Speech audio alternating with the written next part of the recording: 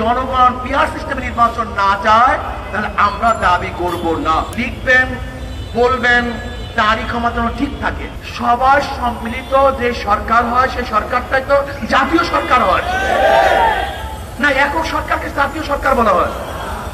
তাই যেহেতু সবার সম্মিলিত সরকারকে জাতীয় সরকার বলা হয়, আর পিআর পদ্ধতি দিত সমস্ত দলে, সমস্ত মতে, সমস্ত আদর্শের মানুষগুলো সংসদে যাবে।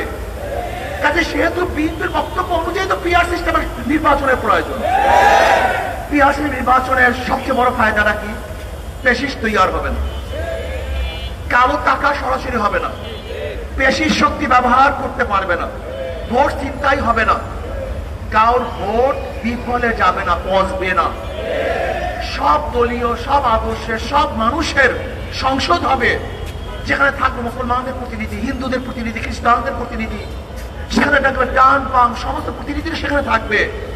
রাস্তায় আন্দোলন করতে হবে না, আমাদের আলোচনা হবে সংসদের মধ্যে, রাস্তা চিল্লাচিল্লি কোনো প্রয়োজন নেই। আজকে অনেকেই বলতেছেন যে অমুকের নেতৃত্বে আজকে যুগপৎ আন্দোলন।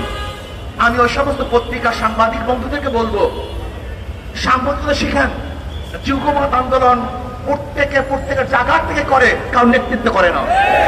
মানে ইসলামী আন্দোলন বাংলাদেশে প্রথম যুগপৎ এই পিআর সিস্টেমে নির্বাচনের দাবি তুলছে। কাজী আমি সাংবাদিক বন্ধুদেরকে বলবো, লিখবেন, বলবেন, তারই ক্ষমতা ঠিক থাকে। পিআর সিস্টেমে নির্বাচন দিতে হবে, এই জাতির দাবি। যদি আপনারা মনে করেন যে ঐক্যবদ্ধ কমিশনে আপনারা সিদ্ধান্ত বুঝতে না পারেন, সহজ কথা, আপনারা গণভোট দেন, রেফারেন্ডাম দেন।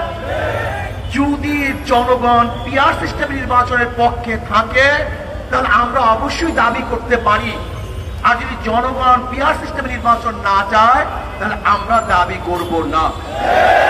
কাজে অন্তর্বর্তী সরকারকে বলবো, অবশ্যই আপনি রেফারেন্ডাম দেন, গণভোট দেন।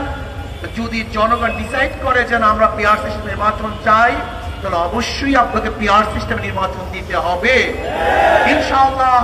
যদি আপনি কোনো অবস্থাতে আগেই বলেছেন বক্তাগণ, উপরের ইঙ্গিত, যদি উপরের ইঙ্গিতে আপনি পিআর সিস্টেম নির্বাচন দিতে গড়িমসি করেন তাহলে জনগণ ঐক্যবদ্ধ ভাবে আপনাকে বাধ্য করবে পিআর সিস্টেম নির্বাচন দেওয়ার জন্য।